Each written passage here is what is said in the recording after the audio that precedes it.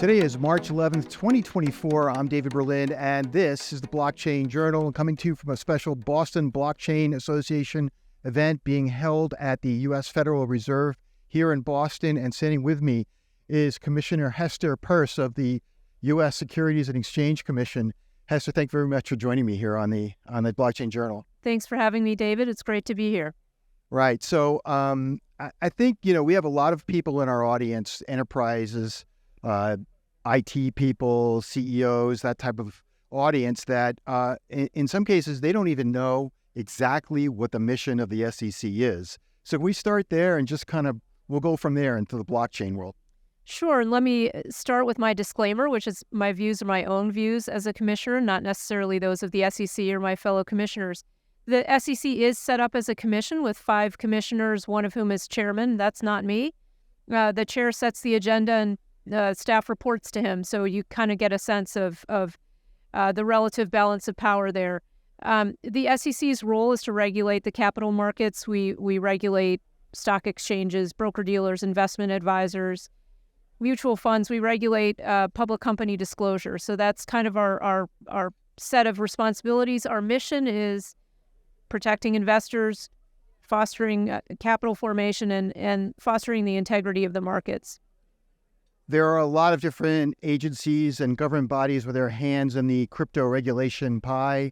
So what's the difference between the SEC and the CFTC, or let's say Congress? How does your role differ from what all of these other agencies do? Well, certainly Congress is in a class of its own. So they're the ones who write the laws, and they're the ones to whom we have to report. So they set the framework within which each agency operates, and they gave us at the SEC the remit that I just described. The CFTC regulates the futures markets and the swaps markets. It has some oversight when it comes to fraud over the underlying commodities markets, but it's really a futures regulator. Okay.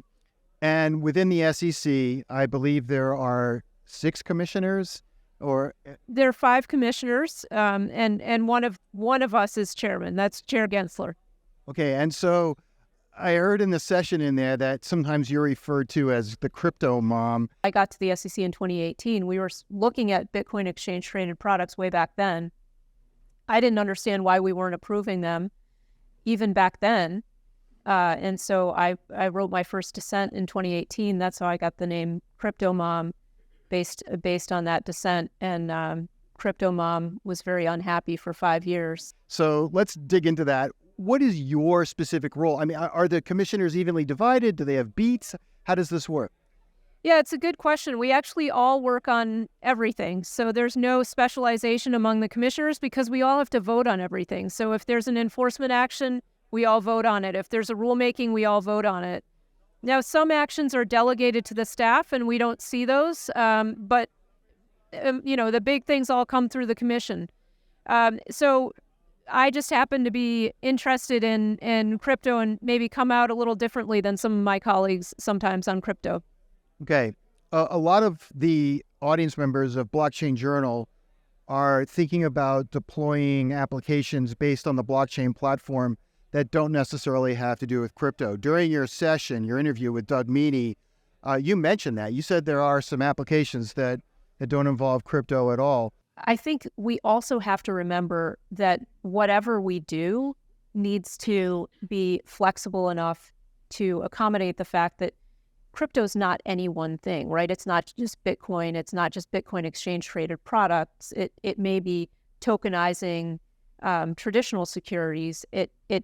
The uses of blockchain are not all financial, right? There are many things that can be done with this technology that have nothing to do with financial services. And so whatever we do needs to be flexible. So for those organizations that are watching what's taking place in Washington, D.C., and they realize that it's taking a long time to get regulations done, it's taking a long time for laws to get passed, what should those organizations be doing? Because they have chief risk officers, general counsels that are telling them, slow down because we don't know where this is going and we don't want to wake up one morning on the wrong side of the law. Well, I do think it's good to be cautious because there are a lot of potential legal pitfalls, and some of those really are securities related, even when you think what you're doing might be far outside what you would think of as securities. You really need to press on that question and think about whether there are any securities laws implications. And as you mentioned, there are other regulators that are involved in this space, the CFTC, and potentially the banking regulators could be involved as well, state regulators. So there are a lot of areas that you have to think about before you jump in and do something. Well, some of these companies are watching what's going on internationally, and you also commented a little bit on that.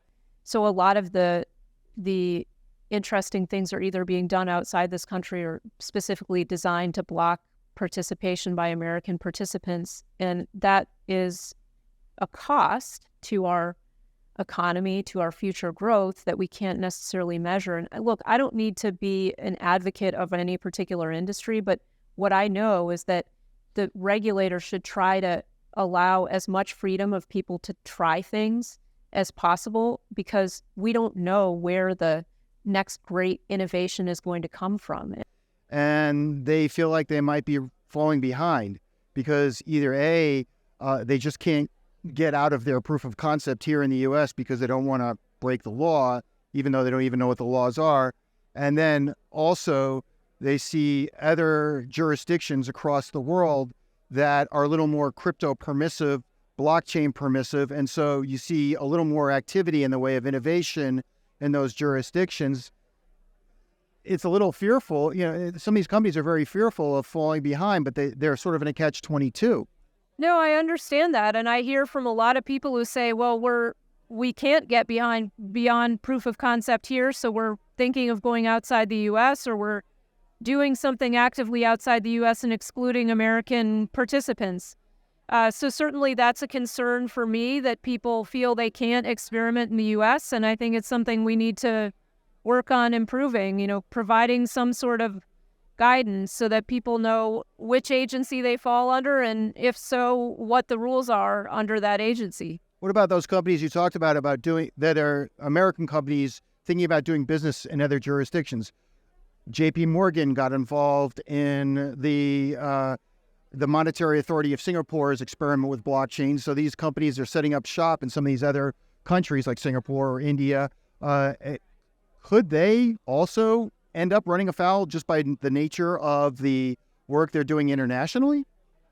Well, facts and circumstances matter, but when companies are doing business outside the U.S. but are courting people inside the U.S. to be involved, they need to be aware that could potentially get you in trouble. I think the point, though, of your question is that we can, if we build something here to say people are welcome to experiment here, companies will come and do that here, projects will come and do that here. And so that's what I'm looking forward to, a time when we actually welcome innovation and experimentation here in the U.S. But that's really not the SEC's remit, going back to what you said earlier. Their job isn't really to promote innovation in the U.S., it's to protect the public. Well, but as I said at the beginning, we have a threefold mission, and protecting investors is one component of that mission, but protecting investors doesn't only mean preventing them from getting hurt by bad things. It also means giving them the opportunity to make decisions for themselves and to have choice. And that's a part of the investor protection mission that I think has kind of fallen off the radar a little bit. And we also have a role in facilitating capital formation and, frankly, fostering fair, orderly, and efficient markets, which is the third part of our mission. Part of that is thinking about resilience in the markets, and that means allowing new competitors to come in and compete and keep the existing players on their toes. That's part of building a resilient market. In terms of the conversation that's taking place in D.C., you talked about how the SEC wants to work with the private sector.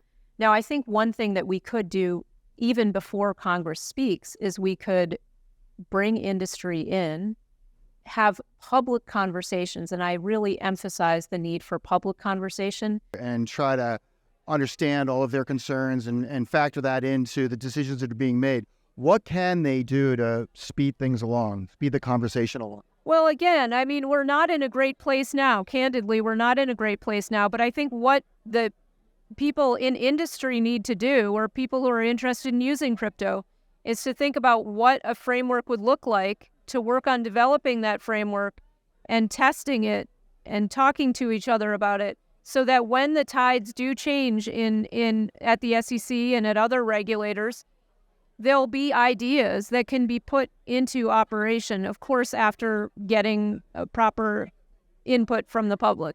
There are a lot of people, I'll say me being one of them, that thinks that maybe one way to loosen things up is to put cryptocurrency and blockchain on separate tracks, because a lot of people are like, well, my blockchain plans don't include cryptocurrency. Is there some way they can regulate cryptocurrency on one track and allow innovation to flourish on blockchain as a platform on another track? Well, again, I mean, I think that's part of the problem in the way that Washington has looked at this whole area, which is to sort of view everything as one lump instead of pulling it apart and seeing what the different pieces are and what kind of a regulatory approach would make sense for the different pieces. So is that an idea that's come up at the SEC, how to get those two things on separate tracks? Well, again, I don't think there's sort of a general paintbrush that's being used, and I think that's part of what we need to work on changing. When you say we, who's we? I think we at the SEC need to be thinking in a more nuanced way about some of these things. And the problem is, the moment you mention crypto or the moment you mention blockchain, it all gets painted with the same brush. And so we need to work on taking a more nuanced approach to these things. I want to just talk about one of those non-crypto applications, because it sort of recently came up as a result of some decisions that the SEC has made. You guys have passed some rules now about disclosure of emissions data, and that seems to me to be an ideal application. You're already seeing some work being done in the area of disclosure of emissions, carbon credits, et cetera, using blockchain because of how transparent the record keeping is and how everybody can see it, all the different stakeholders, regulators, stockholders, customers, et cetera. And it seemed like, from what I read, that a lot of your action, not you in particular, but the SEC's action, was directed at disclosure so that investors could say, well, who am I doing business with? Have you guys thought about some of those applications and how maybe blockchain could provide the underlying record keeping so that everybody can see all of that data in a fair way? Well, I think it's important to remember that the SEC's role is not one of trying to design how the system works, right? We set the rules. Now, just as a caveat, I did not support the climate disclosure rules. I have concerns about what those rules do. But certainly, I think there are many uses of blockchain that could help from a regulatory standpoint in giving transparency to different things. And I certainly have heard of people who are experimenting with uses of blockchain to track some of the things that are relevant around carbon emissions, around trading carbon credits and those kinds of things. So there is that's certainly an area where I've heard there's experimentation. Whose job would it be in the government to take a look at a technology like blockchain to serve in that role of providing a lot of transparency to data that is connected to regulations and laws? Because a lot of the times you see something happen, or maybe the SEC itself is involved in some sort of enforcement action, and just getting to the information and the data to decide whether there's some action to take itself, that could be very difficult because people are covering it up, there's fraud. So which agency in the government would undertake that particular initiative?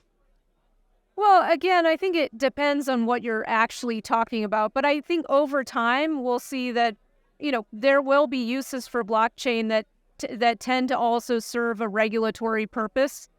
I caution people not to look first to a regulatory solution. I think, sometimes there are things that can be done on a self-regulatory perspective, and maybe some of those things will involve a blockchain. But I also think it's important to cabin what the role of the government is, and to try to think creatively about where it makes sense to have a regulatory solution and where it makes sense to let the market kind of figure things out. And maybe the market will use a blockchain as part of that solution. Okay, well, Commissioner Peirce, thank you very much for joining me on the Blockchain Journal podcast. Thank you so much. It's been fun to talk to you. We've been speaking with Commissioner Peirce, Hester Peirce, who is a commissioner at the U.S. Securities and Exchange Commission here at a special Boston Blockchain Association event in Boston. For more of our videos and more of our interviews like this one, just go to our YouTube channel, Blockchain Journal. Search it on YouTube, you'll find us, or go to blockchainjournal.com where all of our interviews are posted with the full text transcripts. Thanks very much. We'll see you at the next video.